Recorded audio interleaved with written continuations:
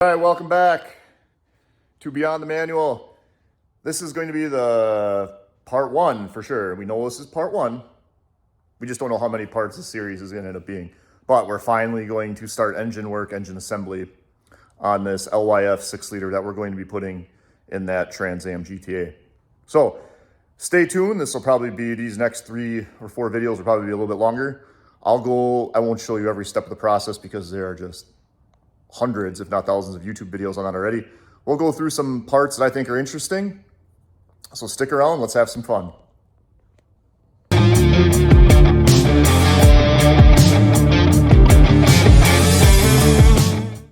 Hey, so here we are, finally getting to work on the engine, the power plant that's going to go into this Firebird. Just doing a general block inspection here, first things first. I did kind of buy this as a received short block, so we're going to go through and check a bunch of things. And the first thing I did, one of the first things, was just to check some of these head bolt threads, chases, and I don't know if you can see down there. I might have to take my word for it. So can I get that in there? Maybe a little bit, but they are a little corroded, a little dirty. So we're going to go through and run on an LS engine, I believe. The main head bolts are 11 by 2. I believe that's what this is. I actually went and got a thread chaser specifically for this. I tried to cut a couple head bolts, but wasn't comfortable with it. Cheap insurance when we go and put the heads on with the new ARP hardware. So I'm going to go through, do this side. Then I think I'll bring you back when I'm ready to turn it over and clean the holes out. So this just kind of gives you an idea of some of the gunk that came out of just the first couple holes. Mix of rust, like I said, a little corrosion, maybe some machining debris and other stuff in there. So we're gonna go ahead and complete this task. Like I said, I'll bring you back when we're ready to clean the holes out. I just thought I'd kind of show you why this is worth it. Heaven forbid you want to torque down your head bolts and then crack your block because of all this junk at the bottom of the hole. So with that, I'm going to get back to it. We're back, covered in brake clean up past my arm. But here is why you always clean out after you thread clean. Clean threads, tap or chase, whatever you have. But look at all this. This is everything that came out. Obviously, I have the side I was working on upside down now. I've been basically going in here, getting it right in the hole, flushing it until it gets clean. And I follow it with, in this case, focus, an air needle. And just blowing it out until there's no more mist. But you can see, I mean, it's just going to give us that much better of a torque reading and minimize our chances of cracking a head, cracking a block, what have you. All right, we got to repeat this process on the other side. All right, we now have the engine back fully vertical. All the holes have been chased for the heads. I still have to chase. I'm going to, just for good measure, the bolts that hold the lifter trays in on each side. All right, it's been a couple days. This video will probably take place over the course of a couple weeks, but here we have our LYF 6-liter on some, I'll put this link in the description, some, I don't want to call them super cheap, but they're like 80 bucks, but they got really good reviews on Amazon and they just bolt onto the block. And we're doing that up here on the bench, so I have access to this guy. This is where the oil stop, dog bone, a couple different names for this thing. But the guy I bought the block from had said that he had a stock one in there. And we're going to go and change that. Here's a quick trick if you didn't know. You can just drive a screw through the end of it, wiggle that out. So we took the cover off. Just cleaning up the surfaces now. He had RTV'd a few of the passages here. So we're gonna get all that cleaned up because I have a new cover, new gasket to go on. They're cheap enough. They're like 30 bucks. But all that just so we can get this guy installed. This is an aftermarket one. Again, I will put the link in the description below. I believe this is a improved racing, made in the US, billet. And the benefit here is, if we compare it, you have, I guess if we turn these so they match, there. Basically what this does is, I don't know why GM machined this orifice all the way through, but without that, oil would just bypass the oil filter. So here you can see that instead of having just one O-ring, this actually seals on the aft and the fore of that passage with an O-ring. So that's our goal. We'll get all this cleaned up, put the new dog bone back in here. I have a lot of scraping to do. And then we'll get the new cover put back on. I have an installation tool I'll show you that you basically screw on to where the oil pan goes. That helps align the cover so you have a nice flush fit for your oil pan. Then I also have a Summit Racing rear main seal guide. And we'll use both of those on this when we're ready. But for now, hold tight. I have a couple hours of scraping and cleaning.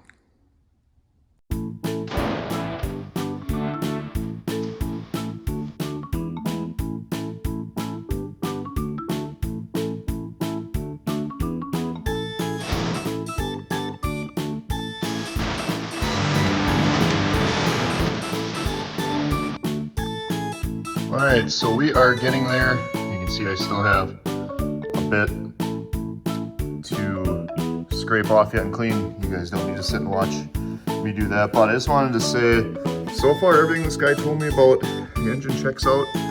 The cam bearings look pretty darn good. He said he only ran this on a dyno.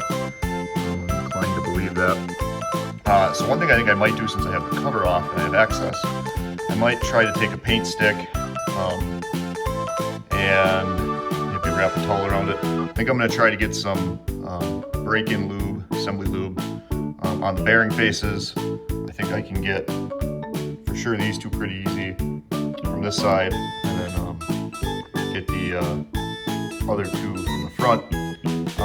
That way when I push the cam in, right, you're always scraping some of that lube off while the cam rolls. Hopefully that'll just help out a little bit. But I'll bring you back when this is all cleaned up, polished up, and we will then get to install the cover.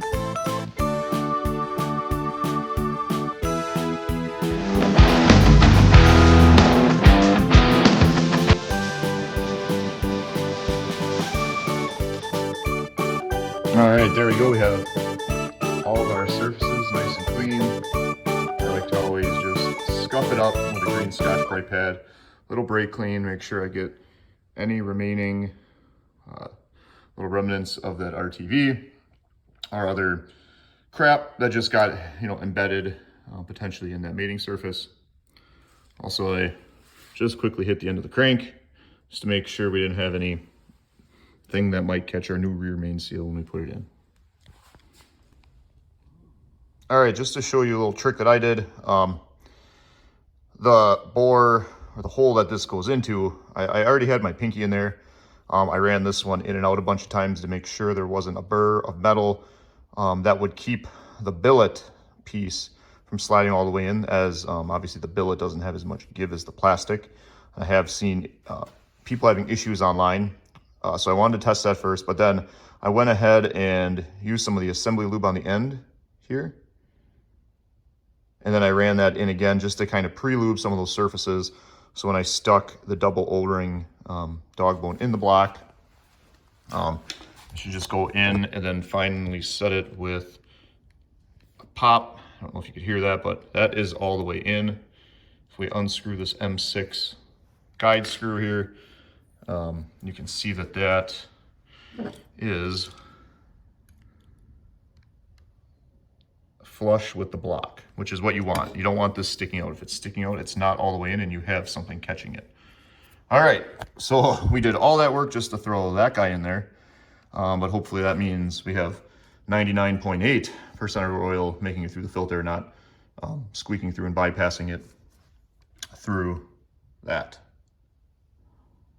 So on to the cover rear main seal. All right, well, here we go. I have some RTV, not a lot, don't freak out, just a little bit, because I don't have an oil pan on it. I'm putting a little bit there as a gap filler up the side of the casting, same here at the bottom, up the side of the casting, and that's it.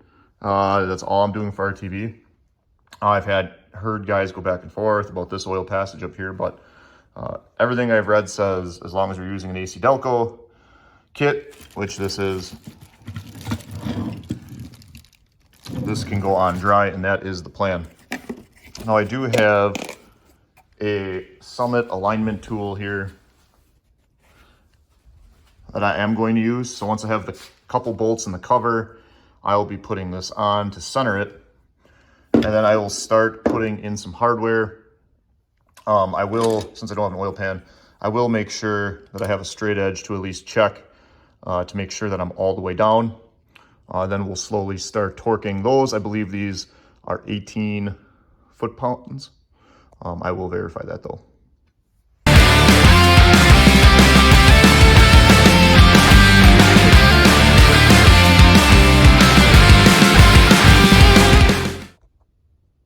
So this is pretty slick, and I didn't realize this.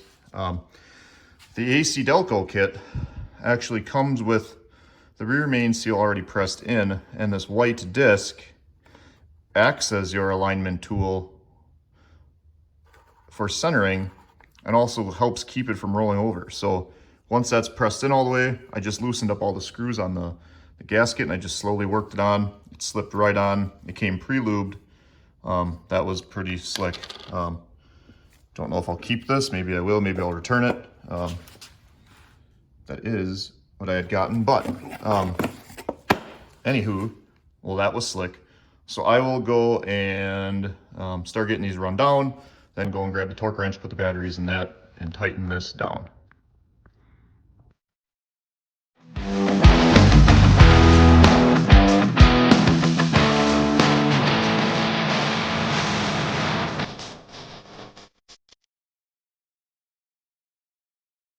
All right, I'll try to show you what I'm doing here. I obviously don't have an oil pan on here yet, so I'm running a straight edge across here, and I'm basically making sure that that cover is in alignment with the block itself. So that side we're good. See if I can get it. Props to the guys who do this for a living that can film themselves while balancing tools with 2 fingers.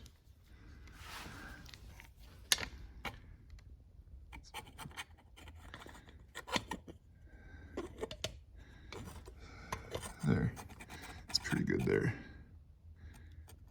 I'm not seeing any cause for alarm.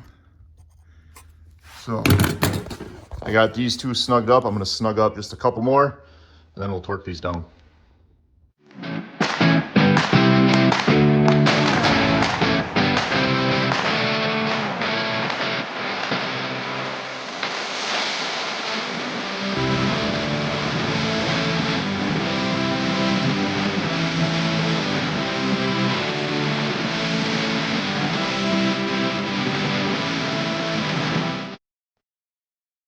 And that is the dog bone barbell oil thing, bobber, installed, cleaned up. We've checked for clearance and tolerance at the oil pan. Went through once, crisscross at 18 foot-pounds. You can see some of my torque dots, but got a little overzealous right there. Then went around a second time, just to make sure, and we ended up at around 19 on everything, give or take. Torque wrench I'm using. I thought I'd like the electronic ones more than I do. I wish I kind of actually prefer my clicker ones, but these aren't bad. I bought these on Amazon too. They got fairly decent reviews from a bunch of different YouTubers that analyze these, test them, but this one in particular is the 601-3. This one's is what I use for smaller torque requirements. I do have a much, where's my hand? Bigger one for the big stuff. But that looks like it installed nice. We were able to get the cam bearings lubed up while we had that off. And I think we are now ready. I think we're ready for a final cleanup on this and continue on with the rest of the motor assembly. Whew, that's exciting. All right, so we're continuing on some prep work, going through my table of parts here, all in preparation for that engine assembly. And right now you can see I got my lifters in here. These are my Summit lifters. In fact, I shouldn't have thrown away, well, not thrown away, but let me go grab the part number for you so you can see those. Summit lifters, HT215 16. 16 just means quantity. But these are supposed to be made in the same plant as the GM Delphi lifters. So I am told. They're just a little less expensive. So I got them soaking here in some mineral spirits. And we're just going to take one of my daughter's paintbrushes that I stole from her art kit. Sorry, I will buy you a new pack. But we're just going to work these for a while, getting all of that assembly shipping lube off them. Then once they're all dry, we'll go and make sure that all these rollers roll smoothly. If you've seen the Ess Motor Sports and his 6-liter build, he actually did find a few that were more raspy, I guess is a good way to describe it when he rolled them. So they kind of returned them and shipped them out new ones. So we're going to go through the same. And if they pass the muster here, we will then get them stuck, get them soaked in some of this Valvoline 5W30. I'll probably let that sit for a couple days. I'll at least need that for final preparation. Probably gonna stick that back on the engine stand hiding behind there. Maybe I'll get the cam and the cam gear and the timing set put on while it's on the workbench. I don't know yet, we'll figure that out. But I'm gonna get these cleaned up, get them soaking in some oil, and we'll move on from there.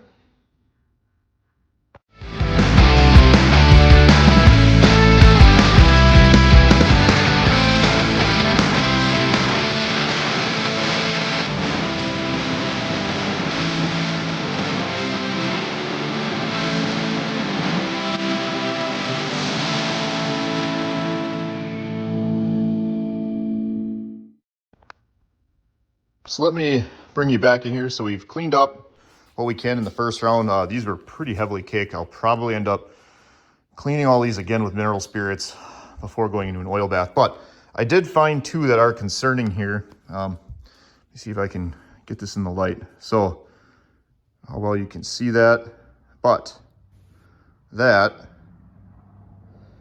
is rust. Same with this one. That is not packing grease or anything like that. Can I get my nail on it? Let's see here. Yep. I can definitely get my nail on that. So I will have to call Summit. They'll have to send me out 2 lifters to replace these. But before I do that, I will let these dry and I will make sure that none of these rollers are suspect. And then we'll go from there. I will update you when these are dry about what the final results are. But so far, 2 bad lifters out of that pack of new ones. Par for the course if you've purchased car parts in the last 10 years.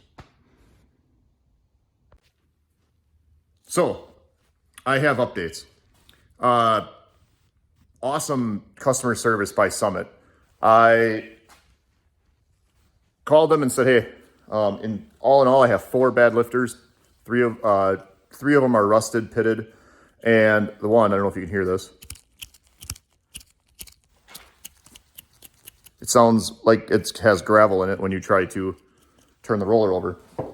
So, again, awesome job to Summit. What they're going to do is ship me out a whole nother box of lifters that I can clean and go through, pick out another 4 good ones. I'll probably be a little bit more picky now on the ones I have remaining, making sure those are all good. And then we will finally have a set of 16 that we can get soaking in oil ready for this engine. Dun, dun, dun, dun. No, but really it's time. Camshaft time.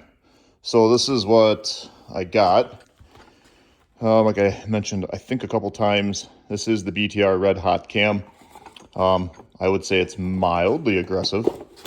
Again, it's the same camshaft that Eric over at Ess Motor Sports put in, has had good luck with it. So we are going to hope for similar results. This was a brand new one. I just blew through 2 bottles of brake clean, spraying the inside, getting the inside chute cleaned out, the shaft, the hollow shaft of the cam, making sure all the lobes were clean and wiped down, free of the manufacturing and shipping grease and oil. So that's where we're at. We're going to throw in some of the ARP hardware into the end just to give us a little extra leverage as we try to work this in. So we're going to lube this up with the Lucas assembly lube, get it thrown into the engine, which I now have turned around.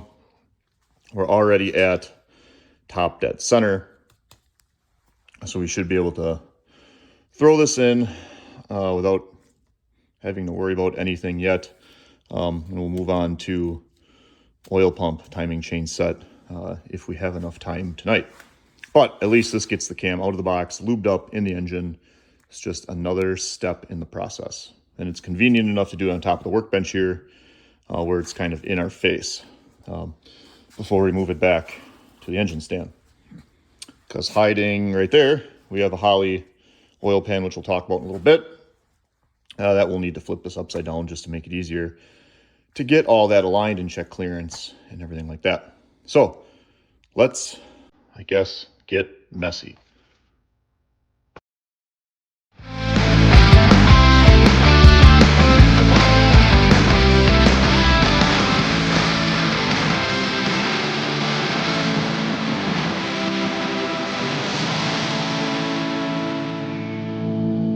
So everyone's seen a cam put it on YouTube at some point in time. So this is what I use, right, wrong, or different. Crucify me in the comments. I don't know, I've had okay luck with Lucas. I like this stuff. It's really sticky because this engine probably will not run for a few months once it's assembled. Look at that, you can even see like in the video, it's like a spider web. But I'm hoping this is sticky enough to maintain some lubricity on the cam and all the components. So I soaked this cam, and I understand you don't have to put that much on, blah, blah, blah. I did anyways. And I mean, I even pre-lubed the cam bearings, like you saw before. So we will get this dialed in here. Looks like it rotates nice and freely. We'll figure out where that dowel's got to be positioned to go dot to dot with everything once we're that far. But I think this, I'll have to check the time here to see how much more time I have. Maybe we'll get the cam gear and some of this other stuff put in place yet. Let me go check my parts, see what I have. All right, so we are going to get our Summit 150-106 thrust plate installed on here. It's always recommended to just buy new ones of these rather than reuse them. Depends who you ask. But I know a lot of times that the seal gets kind of screwed up.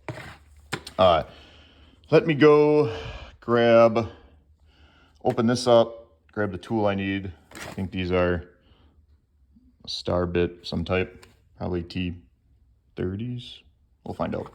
So I'll get that opened up, bring you back when we're ready to install it. Let's throw this on here.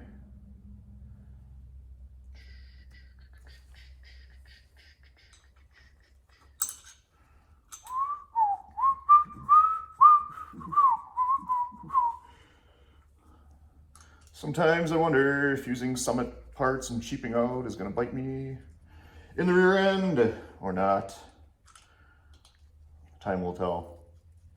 Next year, when this engine has to come out to fix shit, we'll learn that maybe I should have bought some higher quality parts. But this is supposed to be a budget LS build. I don't know if there is such a thing, unless you literally just slam an engine from a junkyard laying on the gravel, put it in the back of your pickup, throw it in a car. But I'm hoping can I at least use some okay-ish parts? We're not asking for a lot, but can this thing make potentially 500 crank horsepower, 400 at the wheel? Might be a stretch for a naturally aspirated engine, but it's kind of what we're shooting for. Snug those up. We'll have to get the torque wrench out and look at numbers, stuff. Speaking of, thank you again, Summit. They do have this. Here's a Gen 4 iron block, which we have. It's a list of torque specs. It's just a handy reference. I've double checked a few of these using Google. But camshaft retainer plate bolts, boom, 18 foot-pounds in no particular order or sequence. So that's what we're going to do. Let me figure out what I did with the torque wrench again. Torque wrench. Found it. Don't know how accurate it is, but we use it anyways because it was cheap on Amazon. So again, we're using the AC Delco torque wrench here. This video might have to be 2 parts. We'll see. Maybe we'll cut this video off after camshaft install. Do the rest of the video on another one. Maybe see if Eric from Ess Motor Sports wants to come over and help me out. That would be cool. But we both got a lot of kids, and they're in a lot of stuff. So time is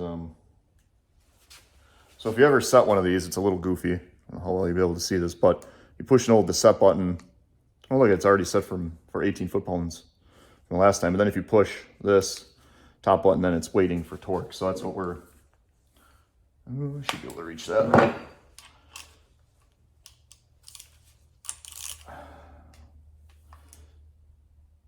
I'm only going to go about halfway on the first go around, just because you can see when you leave that, it leaves the last torque. You set it to, that's backwards, but it's 9.1. If I hit that again, it goes back to 0 in case I wanted to do the next bolt here. So that's about 8.9. Hit it again. And then this next go around, we'll slam this thing right to 18 foot-pounds. This is a short pulse, long pulse, tone type of torque wrench. You should hear it here on the video.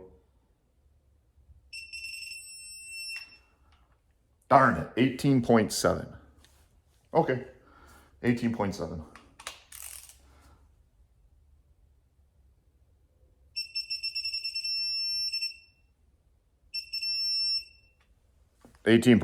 Well, you know what? That's fine.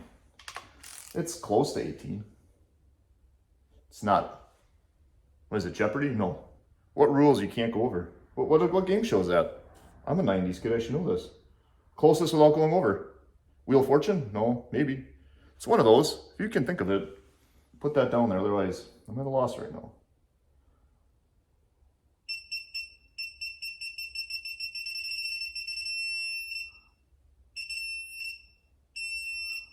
$18.8. Okay, still. I'll take it. And I am going on a left, right, up, down, left, right, down, up pattern. Again, I don't really think it matters here.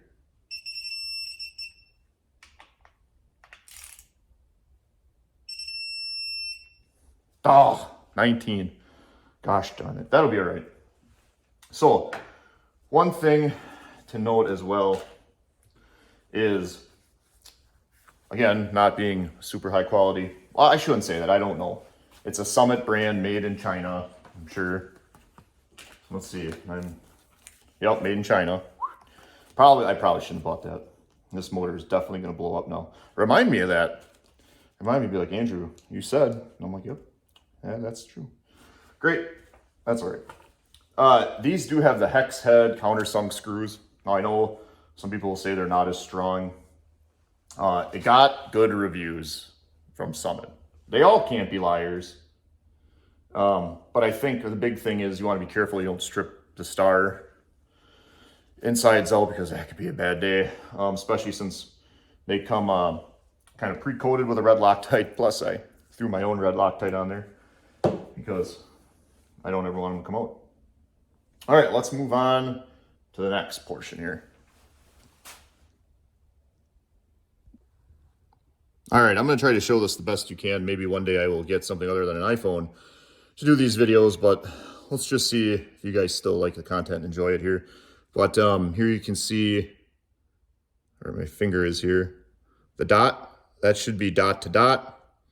So I will make sure that all gets aligned. I'll get the timing chain cleaned up, and we'll get that slipped on here. All right, you can see we're not quite dot to dot, so we're just going to, I threw in the crank bolt here. We're just gonna turn this, get that aligned, and then we will, now it's pretty close, right there. So we weren't quite at top dead center, we certainly are now. So now we will take a second, go and grab the timing chain, give that a good bath and some brake clean, and then we'll probably lube it up, I think with the same Lucas assembly lube. That should stick on that chain, hopefully long enough here to spin this over a few times as we get assembly finished, and last until we force prime this engine, probably with a garden sprayer. It's a pretty good hack. If you haven't seen that, we'll do that again in this video. Then we'll get that chain slid on and get the cam bolts in. All right, we're back. We got this is a stock AC Delco timing chain that I cleaned off. I just ran some oil over it. And now we're going to go through again with Lucas and just get, make sure we get this in all these links. Again, this might be overkill. This is my first LS engine assembly solo, so we're just gonna err on the side of caution. Let's see, I got the one side of the chain links. I get the, I'm just kind of working this down with my fingers as I roll the chain through here. Probably, ultimately really wasting some really expensive assembly lube, but like I said, better safe than sorry. Okay, this sucker is coated and then some with green goo. Yummy. Nope, I wouldn't recommend that. All right, so let's get this thrown on.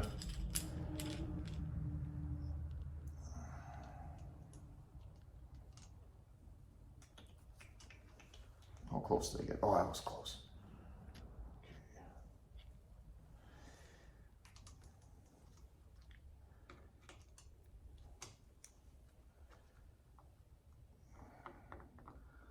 This is where, gentle. Oh, am I off? I am off a tooth. All right. Let's try it again.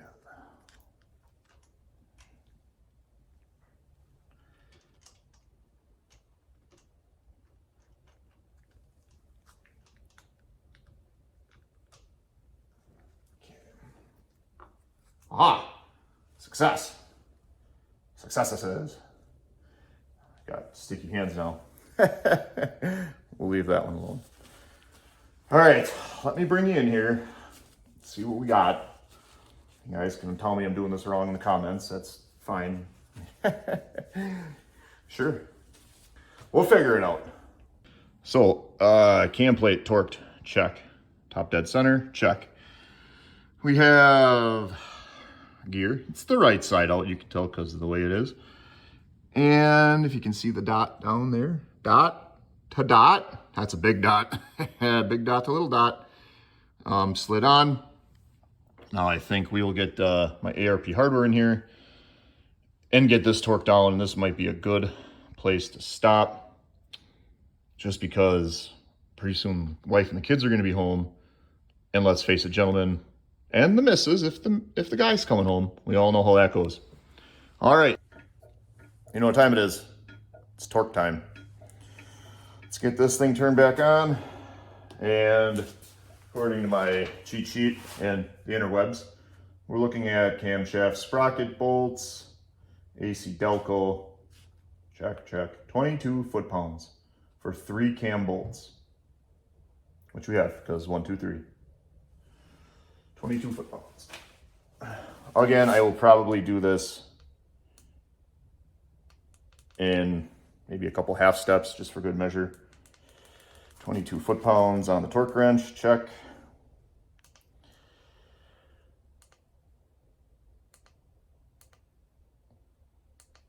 I should check, that was foot-pounds, right? Yeah, foot-pounds. Okay. Here we go.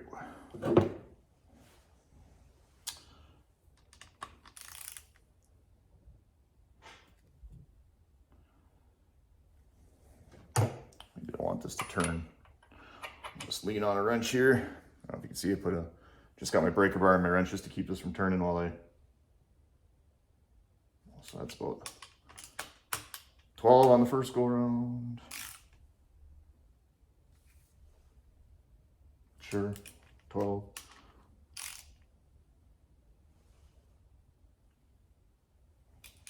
Okay, now we will go to 22.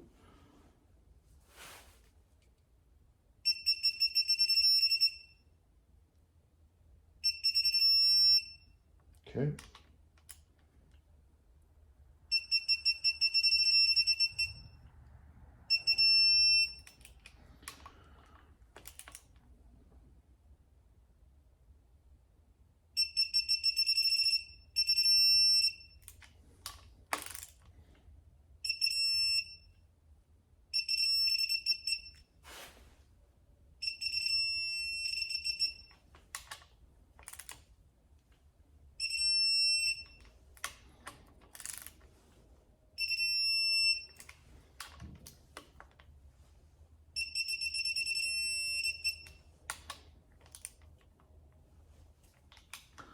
I want to get reading this level like this.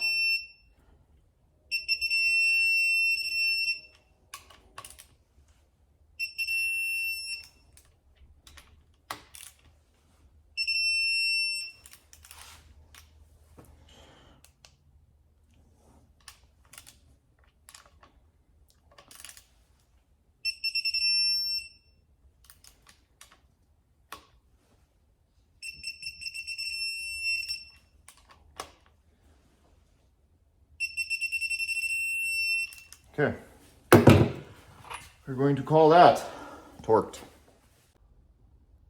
All right, so a few bonus minutes here. Had a little extra time this week before I gotta head out for a week on a business trip. So I think we'll end with finishing up the timing cover oil pump. So this is, I decided to go another route. I'm at this far, this deep into this engine build, and it's, like I said, we're probably looking at maybe a $5,000 or $6,000 motor by the time it's all said and done. So didn't want to risk it on an unknown oil pump. So I actually went out and bought 296 Melling. I will end up putting the blue spring in this eventually. So it'll be a high volume standard oil pressure when it's all said and done. So I know Melling's directions say to basically finger tight, turn the crank over 360 degrees. That's supposed to align the pump. But I just wanted to just put a little bit of extra insurance in this. So I do have, I think these are, there you go, 2.5 thousandths on the inner gear spaced in there. And I have, I think, a 1.8 and a 2 right here. And it seems everything is pretty good in there. So I'm gonna torque these down to 18 foot-pounds, and then we'll take out all the shims, make sure I have the clearance that I want. Then we'll rotate the crank, check it again. And then I think while I'm off here, I'm gonna try to fill a bunch of these lobes as much as I can, maybe while I'm cranking it over with assembly lube, just to make sure I have something to reduce the friction in there before the first startup. And like I said, that will be, who knows, could take 3 to 4 months before I'm finally ready to fire this engine up, potentially. So that's what I got cooking here. I'll bring you back in when we got the cover on, or maybe I'll bring you back in here when we're checking the final tolerances. So stay tuned.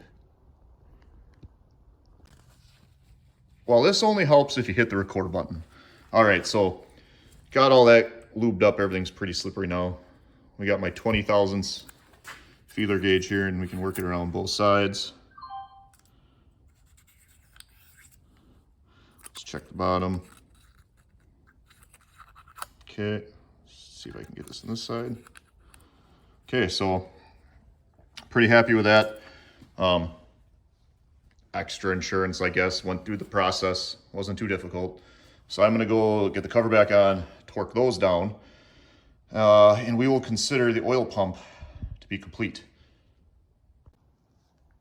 All right, and this is where I'm gonna cut off this video because I'm out of time. And like I said, I have a business trip coming up, but here you can see, this is this part number, GM cover. This one is specifically meant for the displacement on demand and VVT delete. So this one has the reposition cam sensor.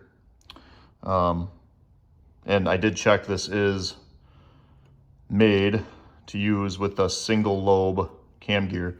Important piece to note there. Not that you couldn't just switch the sensor, but I figured make the parts matches easier. So I have my Summit alignment tool on the bottom. That's simulating our oil pan here. I have that tightened down. This is where I have to stop because I will have to borrow or buy, I guess I forgot about, the front timing cover alignment tool. So once I have that alignment tool, I'll be able to finish this up. But for now, I just kind of have some of these started here. Again, in my opinion, any parts I can get off that mess, the cleaner my shop is. So this is a good place to stop. So far we've accomplished quite a bit, from checking end play with the Harbor Freight, where are you? Special, which actually worked pretty well. I'm okay-ish happy about it. To, well, what did we do? We put the cam in, we put the timing set on, oil pump, shimmed all that, and oh yeah, in the very start here, we chased and cleaned all of our holes for our head bolts, our ARP head bolts that we're going to use. So we're getting there. We're getting there. This will probably be the last thing we do on the bench, and we'll get this moved back down the engine stand. But hope you enjoyed this video. This is, I'll say, I don't know how many parts this is going to be. We'll assume this whole thing will be like a 3-part series. Maybe 4. I don't know. I'll just keep adding sections to it, I guess. But this is definitely part 1 of the engine build. For all those who have subscribed to this point, thank you very much. I was genuinely shocked and surprised. I hope that you are enjoying the content. And as long as we keep getting views and likes and subscribers, I will keep making content. I think this is kind of fun. So there is things I'm learning as I go, things we're going to learn together, some things I know that I will share with you. So until next time, thanks for watching Beyond the Manual, and don't forget to hit like and subscribe. Thank you.